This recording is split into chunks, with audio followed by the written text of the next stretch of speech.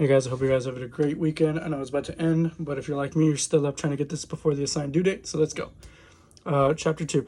How do you think employees tend to react to Theory X versus Theory Y managers? Me personally, I react better to Theory X just because I've grown up as an athlete. And with that being said, I like getting an assigned task, whether it be a meal plan to follow or a workout plan to follow, or even just a strict guideline of, hey, you need to get these grades or these things in order to be successful. And most of the time it is to be successful. But we also have, I also have teammates that react better when they're in Theory Y situations where the coaches tend to have a more laid back approach and they just let them go with the flow because they know that's how they work better.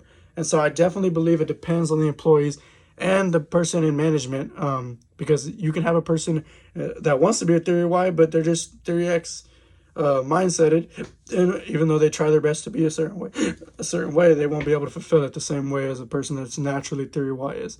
And so that's my spill. Anyways, let me get to the actual setting. Theory X, the more traditional view of direction and control, assumes that where possible, humans avoid work and responsibility.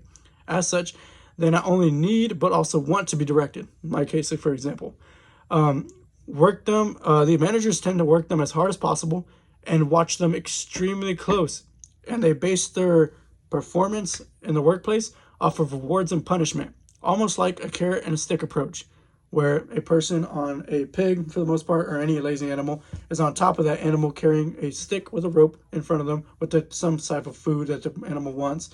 And as long as the animal has something, it tends to be a lazy animal, has something to drive to, then success will keep going and the animal will keep moving.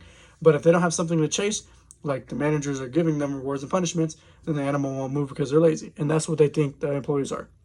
And so I can see this in some workplaces, maybe like fast food or something, that people are just there, they're just there for the money. But in other situations like Google or somewhere really big, I definitely believe that Theory Y is better. And so, but let's stick with Theory X. Three basic understandings of Theory X are: humans inherently dislike work and will avoid it whenever they can. 2, people must be coerced and controlled and directed and threatened to get punishment in order to get them to do what they need to do correctly. And workers wish to be directed as they have limited ambition and choose security over responsibility because they don't want to get in trouble. So, in contrast, though, Theory Y encourages management to be more supportive, and their employees tend to be on their own for the most part, and so the managements tend to have a laid-back approach.